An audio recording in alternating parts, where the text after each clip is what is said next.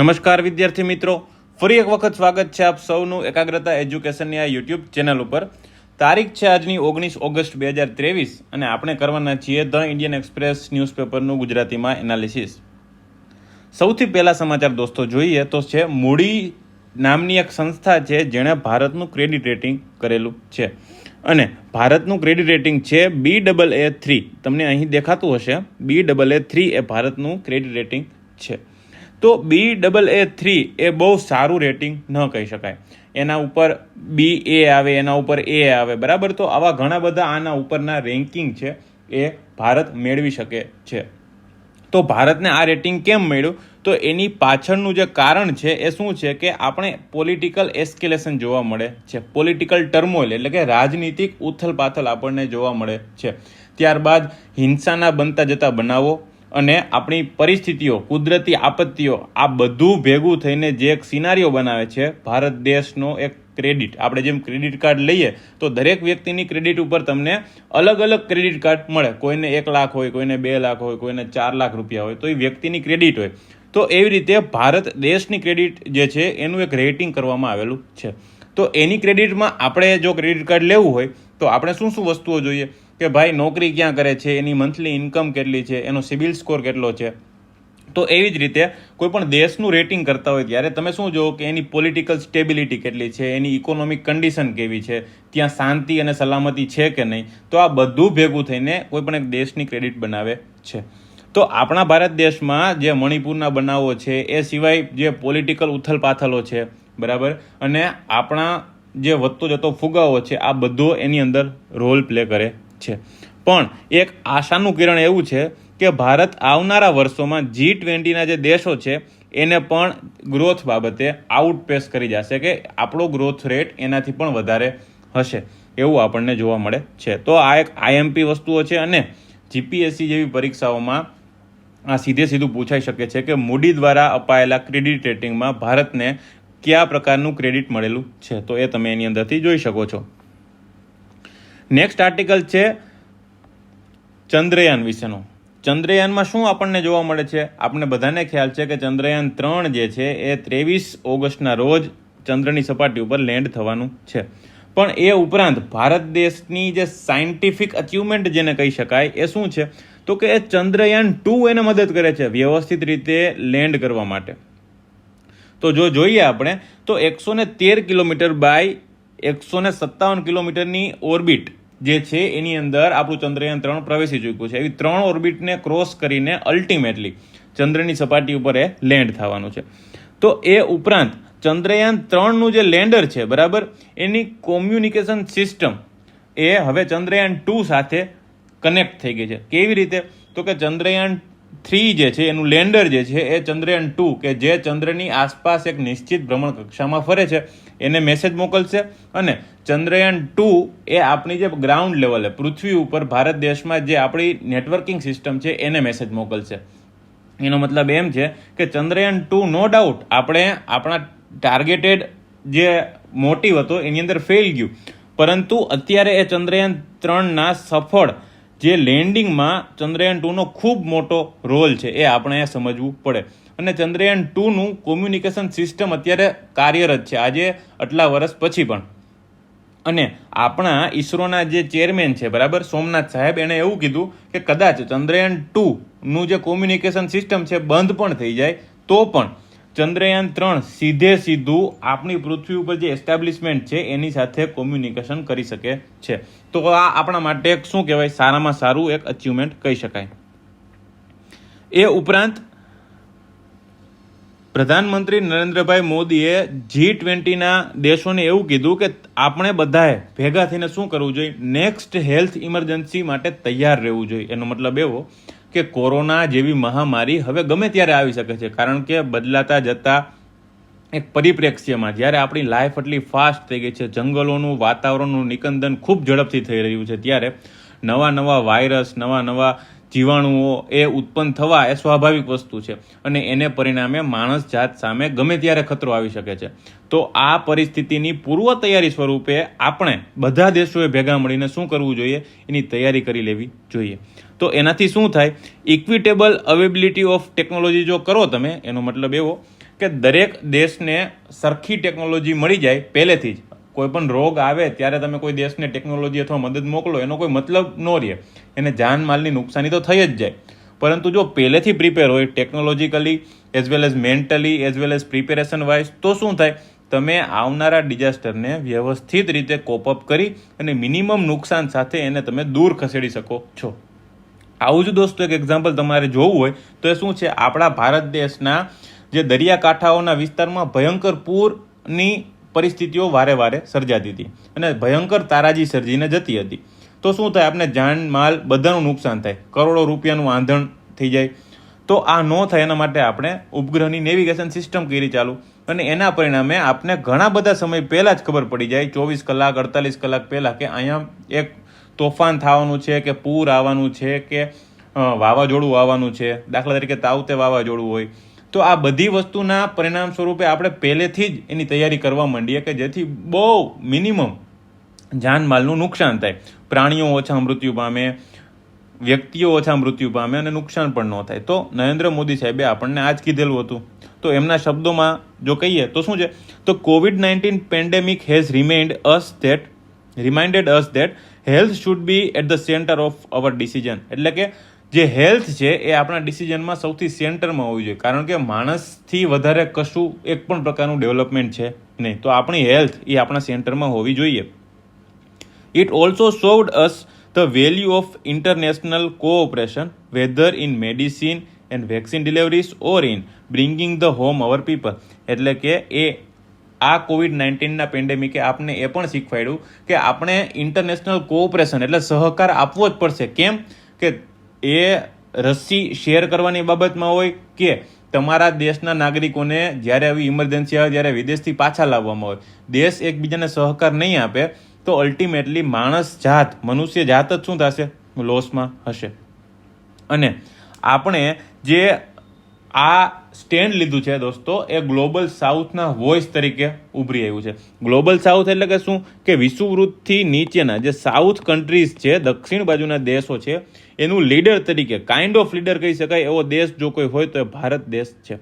તો ભારત દેશને અત્યારે વર્તમાન સમયમાં ગ્લોબલ સાઉથનો અવાજ માનવામાં આવે છે. તો એક આ વસ્તુ આપને ખ્યાલ હોવી જોઈએ.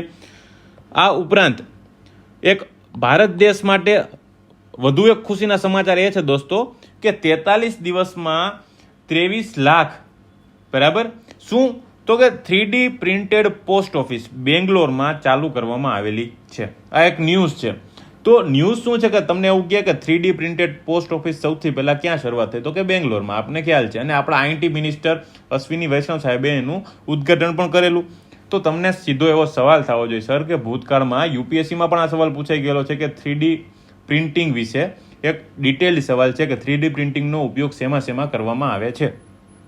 તો આપણી જિમ્મેદારી આવે કે શું 3D પ્રિન્ટિંગ વિશે સમજીએ. અને તમારા સદનસીબે આજના ન્યૂઝપેપરના એક ડિસ્કશનના ભાગરૂપે આપણે 3D પ્રિન્ટિંગને પણ શું કરવાના છીએ, ડિસ્કસ કરવાના છીએ.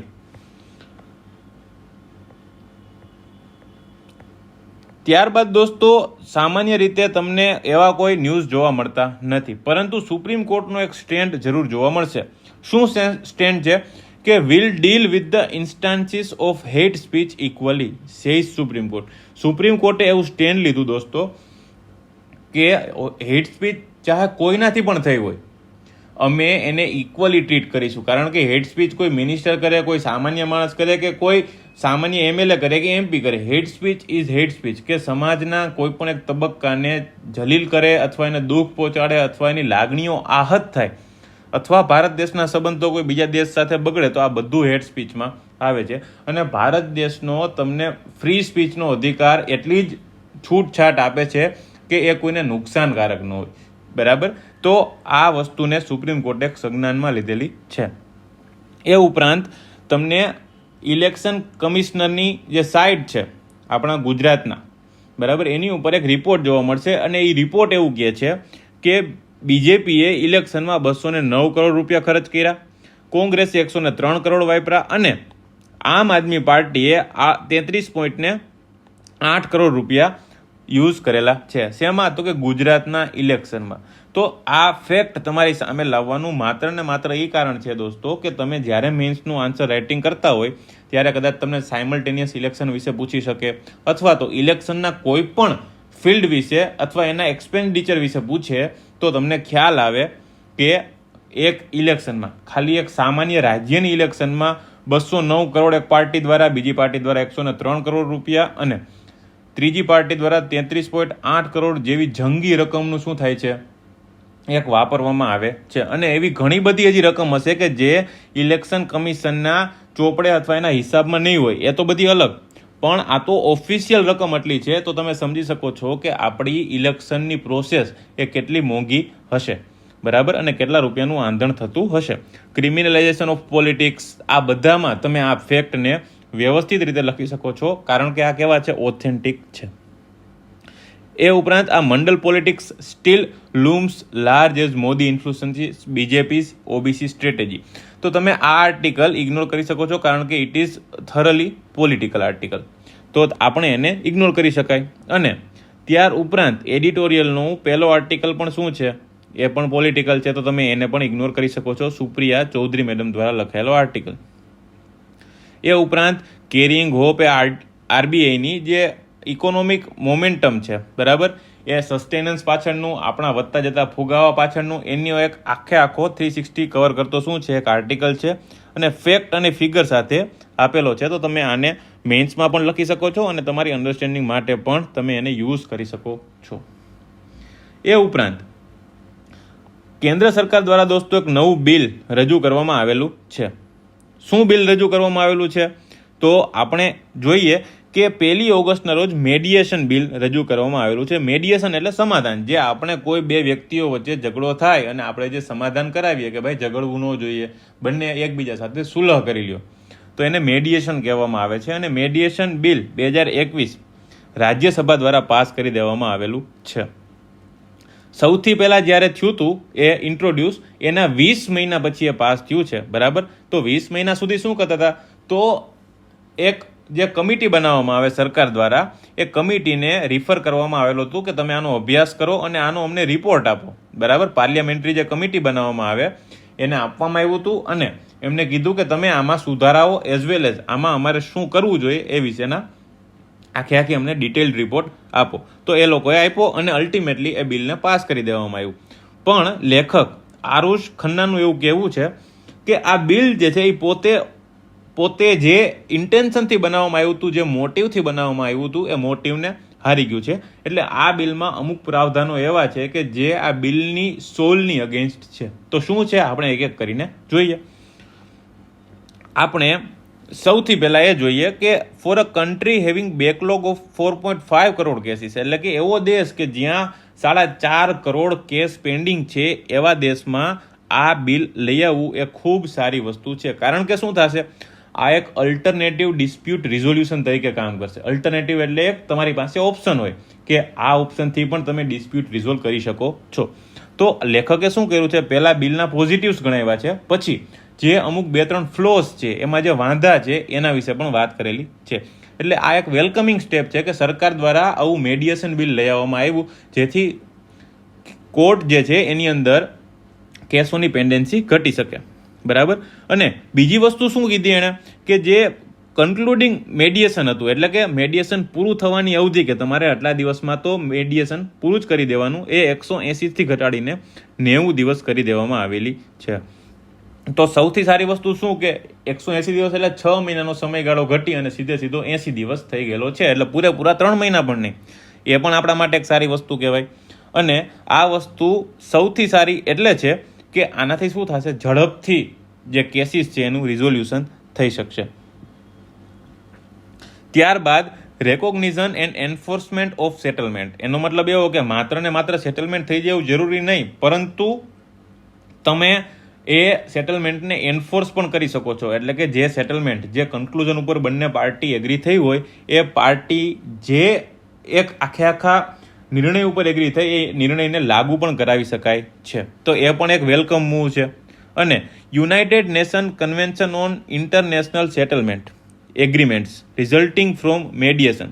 તો એક આની લાઇનમાં છે સિંગાપોર કન્વેન્શન જેને કહેવામાં આવે છે. તો આ સિંગાપોર કન્વેન્શન જે કરવામાં આવ્યું એના લાઇનમાં જ આ આખું તમને જોવા મળે છે. એ ઉપરાંત તમને જો બીજા કોઈ એના પ્લસ પોઈન્ટ કહેવામાં આવે તો તમે એ પણ કહી શકો છો કે ભારત જેવો દેશ છે કે જ્યારે વ્યક્તિને શું થાય છે કે જ્યારે ઇસ્યુ કોઈ થાય દોસ્તો તો એ અમુક સમયમાં પૂરો થવો જરૂરી છે. તો આનાથી શું થશે કે લોકોને રાહ નહીં જોવી પડે અને બીજા કરતાં આ ઓછું ખર્ચાળ હશે. તો હવે જો ફ્લોની વાત કરીએ, ફ્લો એટલે એની અંદર શું શું તકલીફો છે, બરાબર. તો એ તકલીફો એવું કહે છે કે ક્લોઝ 8 કોનો, તો કે બિલનો ક્લોઝ 8 એવું કહે છે કે પાર્ટી જે છે, જે પાર્ટી વચ્ચે મેડિએશન ચાલતું હોય એ ડાયરેક્ટલી કોર્ટમાં પણ જઈ શકે છે. ક્યારે કોર્ટમાં જઈ શકે છે?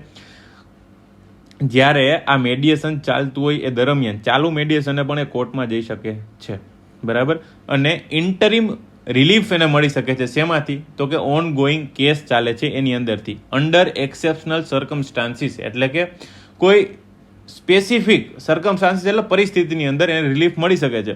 પણ લેખકનું એવું કહેવું છે કે એક્સેપ્શનલ સર્કમસ્ટાન્સીસ એટલે શું એ તો તમે ડિફાઇન જ નથી કર્યું. તો આ એક એવી શબ્દ, એવી ટર્મિનોલોજી છે કે જેનો ઉપયોગ કોર્ટના ડિસ્ક્રિપ્શન ઉપર આધારિત રહે, બરાબર. તો કેસ ટુ કેસ બેઝિસ ઉપર તમારે નક્કી કરવું પડે કે આ એક્સેપ્શનલ સર્કમસ્ટાન્સીસ છે કે નહીં, તો એ સારું કહેવાય નહીં. કારણ કે તમારે લખવું પડે કે કઈ પરિસ્થિતિમાં અમે તમને છૂટ આપીશું કે આ ઇન્ટરિમ તમે આની ઉપર સ્ટે લઈ શકો એવા. પણ એ આપણને જોવા મળતું નથી. આ ઉપરાંત the bill introduces the concept of online and community mediation, બરાબર. એટલે શું છે? બિલ ઓનલાઈન મેડિએશન પણ કરાવી શકશે અને કોમ્યુનિટી મેડિએશન પણ કરાવી શકશે. ઓનલાઈન એટલે શું કે ઇન્ટરનેટના માધ્યમ ઉપરથી. પણ સાથે લેખક એવું પણ કહે છે કે નીતિ આયોગનો રિસેન્ટ રિપોર્ટ તમને એવું કહે છે કે ભારતમાં માત્ર ને માત્ર 55% લોકો જ એવા છે કે જેને ઇન્ટરનેટનું એક્સેસ છે, બરાબર. અને 27% લોકો જ એવા છે કે જે ઓનલાઈન કોઈ પણ એપ્લિકેશનનો વ્યવસ્થિત રીતે ઉપયોગ કરી શકે એ માટેનું સક્ષમ ડિવાઇસ જેની પાસે હોય. તો તમે સમજી શકો છો કે ઇન્ટરનેટની દ્રષ્ટિએ ભારત દેશ એટલું આગળ નથી કે જેટલું આગળ આપણે આપણી એપ્લિકેશનો અને ઓનલાઈન મેડિએશન ચાલુ કરી રહ્યા છીએ. માત્ર ને માત્ર 27% લોકો પાસે જ આ એક અવેલેબિલિટી છે ડિવાઇસની અને ઇન્ટરનેટની. તો તમે સમજી શકો છો કે લેખક શું કહેવા માંગે છે. As for community mediation the bill makes it mandatory to have a panel of 3 mediators. એટલે કે જ્યારે કોમ્યુનિટી એટલે કે સમૂહ હોય લોકોનો, એની વચ્ચેનું મેડિએશન કરાવવાનું હોય ત્યારે 3 લોકોની જે પેનલ છે એ ખૂબ જરૂરી બને છે. એના વગર મેડિએશન થઈ શકે નહીં. એ ઉપરાંત રિયલ ઇસ્યુ શું છે?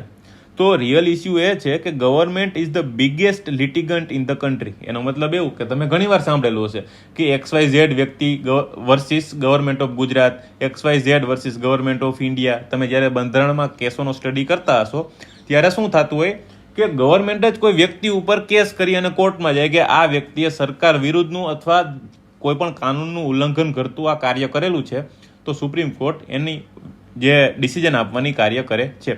એટલે ગવર્મેન્ટ જે છે એ સૌથી મોટી લિટિગન્ટ છે. Restricting the amenability of the government to participate in mediation proceeding arising only out of commercial dispute goes against the objective of enacting the legislation. એટલે કે ગવર્મેન્ટને તમે જો રિસ્ટ્રિક્ટ કરો મેડિએશનના પાર્ટિસિપેશનમાં, બરાબર. શેમાં? ક્યાં મેડિએશનના પાર્ટિસિપેશનમાં? કે જે કોમર્શિયલ ડિસ્પ્યુટ છે એ ગવર્મેન્ટની જ અગેન્સ્ટ જાય છે, કારણ કે ગવર્મેન્ટ સૌથી મોટી શું છે એની અંદર લિટિગન્ટ છે. તો આ બધા આપણે મેડિએશન બિલ વિશેના પ્રોઝ અને કોન્સ જોયા. તમે આની નોટ્સ બનાવી અને વ્યવસ્થિત રીતે દોસ્તો આનો અભ્યાસ કરી શકો છો અને આ તમારી મેઇન્સના પોઈન્ટ ઓફ વ્યૂથી પણ કામનું છે. તમને જ્યુડિશિયરી વિશે પૂછાય કે તમને આપણા દેશની જે ઇઝ ઓફ ડુઈંગ બિઝનેસ વિશે પૂછાય તો કોઈ પણ જગ્યાએ તમે આ પોઈન્ટને લખી શકો છો. એટલે તમારે આની નોટ્સ બનાવવી જોઈએ. આ ઉપરાંત the custody question, criminal procedure કોડનું આપણે એક નવો આખો એક્ટ લઈ આવીએ છીએ, એના માટેનો આર્ટિકલ છે. અને સફિશિયન્ટ આર્ટિકલનું તમે શું કરેલો છે? અભ્યાસ કરેલો છે. તો તમે આને વાંચવું હોય તો વાંચી શકો છો, અધરવાઇઝ તમે એને ઇગ્નોર પણ કરી શકો છો. એ સિવાય રામ માધવ સાહેબનો જે એક આર્ટિકલ આવેલો છે બ્રિક્સને લઈને, તો બ્રિક્સને લઈને ખૂબ સુંદર આર્ટિકલ આપેલો છે એણે. બ્રિક્સની જે આખી હિસ્ટ્રી છે, બરાબર, બ્રાઝિલ, રશિયા, ઇન્ડિયા, ચાઇના અને સાઉથ આફ્રિકા, એ કેવી રીતે ચાલુ થયું ત્યારથી લઈને એ 2010માં જે એમાં સાઉથ આફ્રિકા જોડાણું અને ત્યારબાદ દોસ્તો આપણે એની એન્યુઅલ સમિટ જોતા આવીએ છીએ અને જે આ વર્ષની સમિટ છે 22 થી 24 ઓગસ્ટ જોનિસબર્ગ સાઉથ આફ્રિકામાં છે. તો એ શું એના ફ્યુચર સ્ટેપ્સ હોવા જોઈએ, ઇકોનોમિક ડેવલપમેન્ટ એનું શું હોવું જોઈએ, બરાબર. એનડીબી ન્યૂ ડેવલપમેન્ટ બેંક જે બ્રિક્સ નીચે બનાવવામાં આવેલી છે, બરાબર, કે શરૂઆતના બેઝ ઉપર જે મોટા મોટા દેશો હતા, બરાબર, એ આને શું કરતા હતા, ઇગ્નોર કરતા હતા કે આ બધા જે વિકાસશીલ દેશો ભેગા થઈને તો શું કરી લેવાના. પણ અત્યારે બધા વિકાસશીલ દેશોને આપણા બ્રિક્સનું શું બનવું છે, મેમ્બર બનવું છે અને દરેક દેશ પોતાની તરફેણમાં બ્રિક્સનો ઉપયોગ કરવા માંગે છે. તો આ આખો એક મસ્ત આર્ટિકલ છે જે તમે વાંચી શકો છો અને મેં તમને અંડરલાઇન પણ કરી આપેલી છે. તો એના વિશે પણ તમે શું કરી શકો છો, અભ્યાસ કરી શકો છો, તમને ઇઝી થઈ જશે. એ ઉપરાંત આજ શનિવાર છે તો સ્પેશિયલ આર્ટિકલ તમને જોવા મળે છે. એક્સપ્લેન સિરીઝની જો આપણે વાત કરીએ તો વેર પ્રાઇઝ આર હર્ટિંગ, તો તમને ડિટેલ્ડ આપેલું છે કે ઇન્ફ્લેશન એકચ્યુઅલી તમને કઈ જગ્યાએ કેટલું જોવા મળે છે. પણ આ આટલા બધા ડિટેલિંગમાં આંકડા આપણા માટે કામના છે નહીં. તમારી અન્ડરસ્ટેન્ડિંગ અથવા તમે શોખના ભાગરૂપે એને વાંચી શકો છો, otherwise it is not useful for us. અને એના સિવાય જે મેં તમને કીધું એ કે 3D પ્રિન્ટિંગ કેવી રીતે કાર્ય કરે છે એ આપને આજનો આર્ટિકલ એક જોવા મળે છે. તો ઇન્ડિયાનું જે પહેલું 3D પ્રિન્ટિંગ છે પોસ્ટ ઓફિસ એ ક્યાં થઈ, વર્ચ્યુઅલી ઇનેગ્યુરેટ કરવામાં આવી બેંગાલુરુમાં આપણા આઈટી મિનિસ્ટર અશ્વિની વૈષ્ણવ દ્વારા, બરાબર. તો એ શું છે, the technology however was expensive, slow and prone to making error. એટલે કે આ ટેકનોલોજી કેવી હતી કે સ્લો હતી, એમાં ભૂલો થવાની સંભાવના હતી, પરંતુ આમાં સુધારો થતા સમય સાથે અપડેટ થતા અત્યારે ખૂબ સુંદર રીતે કાર્ય કરે છે. હવે મારે તમને એક સામાન્ય માણસની પરિભાષામાં 3D પ્રિન્ટર વિશે સમજાવવું હોય તો શું હોય દોસ્તો, કે દાખલા તરીકે આ પ્રિન્ટર હોય અને પ્રિન્ટરમાંથી તમે એક પ્રિન્ટ કાઢી શકો છો. ખ્યાલ આવ્યો? તો તમે એક A4 સાઇઝના કે A3 સાઇઝના પેપરમાં આપણે પ્રિન્ટ કાઢીએ તો એને સામાન્ય પ્રિન્ટર કહેવાય. પણ હવે 3D પ્રિન્ટર એટલે શું? હવે 3D એટલે તમને ખબર જ છે કે 3 ડાયરેક્શન હોય, એને 3D કહેવાય, 3 ડાયરેક્શન અથવા ડાયમેન્શન એને કહી શકાય. તો 3D પ્રિન્ટિંગમાં દાખલા તરીકે તમારે કોઈ એક બિલ્ડિંગ બનાવવું છે, બરાબર. હવે આ બિલ્ડિંગ તમે કોમ્પ્યુટરમાં બનાવ્યો એનો આખો મેપ, પણ એ કેવું લાગશે એના વિશે તમારે રિયાલિસ્ટિક એક વ્યૂ જોતો હોય તો આ શું કરશે, આ દાખલા તરીકે એક બોર્ડ હોય તો બોર્ડની અંદર દાખલા તરીકે એક આ આખું બિલ્ડિંગ બને, મશીન દ્વારા જ બનાવવામાં આવે દોસ્તો, અને લેયર બાય લેયર બનાવવામાં આવે છે, બરાબર. તમે અહીંયા દાખલા તરીકે એક સ્વિમિંગ પુલ બનાવવા ઈચ્છતા હોય તો એ સ્વિમિંગ પુલ બનાવી દે. તો આખું તમે જે નાના હતા અને જે સ્કૂલમાં પ્રોજેક્ટ બનાવતા આપણે, તો એવો પ્રોજેક્ટ આખો બની જાય. કોના દ્વારા? 3D પ્રિન્ટર દ્વારા આ આખી વસ્તુનું નિર્માણ થઈ શકે છે અને ટેકનોલોજી ક્ષેત્રે ખૂબ સારી એવી ક્રાંતિ એને કહી શકાય છે. તમને આ પિક્ચરમાં પણ દેખાતું હશે કે આ બોર્ડ છે એની ઉપર આ મશીન દ્વારા અલગ અલગ લેયર કરીને આખું એક મોડેલ તૈયાર કરવામાં આવશે અને એ વ્યવસ્થિત રીતે તમને આબેહૂબ એવું જ દેખાશે કે જે તમે રિયલ સેન્સમાં બનાવવા માંગો છો, કલર વાઇઝ, દરેક વસ્તુ વાઇઝ. તો 3D પ્રિન્ટિંગની તમને પરિભાષા પણ આપેલી છે.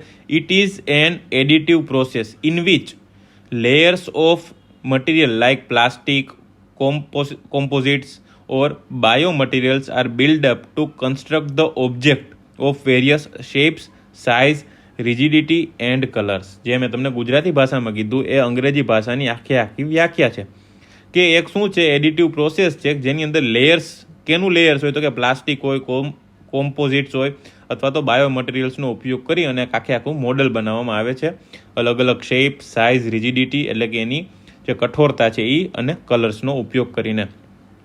તો how 3D printing is done એ મેં તમને સમજાવ્યું કે એક વ્યક્તિ હતા કે ઇટાલિયન સ્કલ્પચર છે, બરાબર, એક જે મૂર્તિકાર છે, એણે એનું એક ફેમસ માસ્ટરપીસ બનાવેલું છે ડેવિડ કરીને. તો એણે શું કર્યું છે, એક પથ્થરમાંથી આખું એણે એનું માસ્ટરપીસ બનાવેલું છે. તો એ આપણે કરવાનું નથી. 3D પ્રિન્ટિંગમાં શું થશે, લેયર્સ ઉપર લેયર્સ, લેયર્સ ઉપર લેયર્સ, એ લેયર્સ બનાવીને આખું એક પીસ, મૂર્તિ કે મોડેલ બનાવવામાં આવશે. તો એ બે વસ્તુ એકબીજાથી અલગ છે. અને 3D પ્રિન્ટિંગનો યુઝ ક્યાં થાય? 3D printing has found the use in the host of industries like healthcare, automobile, aerospace, આ બધી વસ્તુઓમાં શું થશે, એનો ઉપયોગ થઈ શકે છે. તો આ તમને આખો કોન્સેપ્ચ્યુઅલ ક્લિયરિટી આપે છે લેખ, તમને 3D પ્રિન્ટિંગ વિશે જણાવે છે. તો તમારે એનો અભ્યાસ કરવો જોઈએ. ચંદ્રયાન 3 અને Luna 25 prepare to land on moon 2 questions, એ પણ તમારા માટે સારો છે. જેને અવકાશ વિજ્ઞાન ક્ષેત્રે ઇન્ટરેસ્ટ હોય એ વાંચી શકે છે. એ ઉપરાંત ધ વર્લ્ડમાં આજ આપણા માટે દોસ્તો એવું અગત્યનું નથી, પણ 1-2 ન્યૂઝ છે એ જોઈ લઈએ. US, Japan and south Korea two enter into the security packed for the Pacific સમુદ્ર માટે યુનાઇટેડ સ્ટેટ્સ, જાપાન અને સાઉથ કોરિયા એક પેક્ટમાં એન્ટર થવાના છે. ડેવિડ સમિટની અંદર જે આવશે, ડેવિડ સમિટ, એની અંદર એ લોકો પેક્ટ કરી શકે છે, સિક્યુરિટી પેક્ટ. જે તમને ખ્યાલ છે કે સિક્યુરિટી પેક્ટ એટલે શું, કે દરેક દેશ એકબીજાનું રક્ષણ કરશે. કોઈ એક દેશ ઉપર તમે હુમલો કરો તો એનું રક્ષણ કરવા બીજા 2 દેશો પણ આવી શકે છે, તો એને સિક્યુરિટી પેક્ટ કહેવામાં આવે. અને ઇકોનોમીની વાત કરીએ આપણે તો એટ એવરી રેટ રિવિઝન, આરબીઆઈએ એવું કીધું દોસ્તો કે જ્યારે પોલિસી રેટ્સમાં ફેરફાર થાય, બેંક રેટમાં, રિવર્સ રેપો રેટ આ બધામાં ફેરફાર થાય, ત્યારે તમારે કસ્ટમરને શું આપવું જોઈએ, એક ચોઈસ આપવી જોઈએ કે ત્યારે તમે ફ્લોટિંગ ઇન્ટરેસ્ટ રેટ ચૂઝ કરવા માંગો છો કે ફિક્સ ઇન્ટરેસ્ટ રેટ ચૂઝ કરવા માંગો છો. ફ્લોટિંગ એટલે શું, કે જ્યારે પોલિસીમાં ફેરફાર થાય તો જો રેટમાં ઘટે તો તમારો ઇન્ટરેસ્ટ રેટ પણ ઘટી જાય, અને રેટમાં વધારો થાય તો તમારો ઇન્ટરેસ્ટ રેટ પણ વધી જાય, એટલે એને ફ્લોટિંગ ઇન્ટરેસ્ટ રેટ કહેવામાં આવે છે.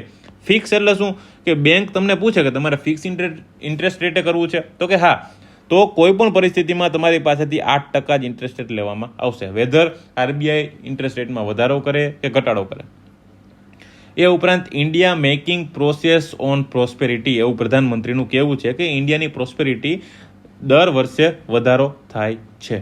અને એ સિવાય જો જોઈએ તો top firm 6 US intervention over the laptop import curbs, એટલે કે જે ભારત દેશે લેપટોપના ઇમ્પોર્ટ ઉપર જે બેન કરેલું છે, જે એની ઘટાડી દીધેલું છે ઇમ્પોર્ટ્સ, એના માટે જે ટોપના જે ફર્મ છે એ એવું કહે છે કે યુએસએ ઇન્ટરવીન કરવું જોઈએ, યુએસએ આમાં મધ્યસ્થી કરવી જોઈએ, સરકાર હોવા જોઈએ, કે જેથી આખી જે સપ્લાય ચેઇન મેનેજમેન્ટ સિસ્ટમ છે એ આખી ઠપ ન થઈ જાય, એને વધારે પડતી ઇમ્પેક્ટ થાય નહીં. તો દોસ્તો આજના આ ન્યૂઝપેપરના ડિસ્કશનમાં આટલું જ હતું. આઈ હોપ તમે સમજી શક્યા હશો, બરાબર. અને તમારા કોઈ પણ ગ્રીવાન્સીસ અથવા તકલીફ હોય તમને કોઈ પણ ટોપિકમાં, તો તમે એને કમેન્ટ કરીને જણાવી શકો છો. તો આજ એટલું જ રાખીએ. Thank you very much.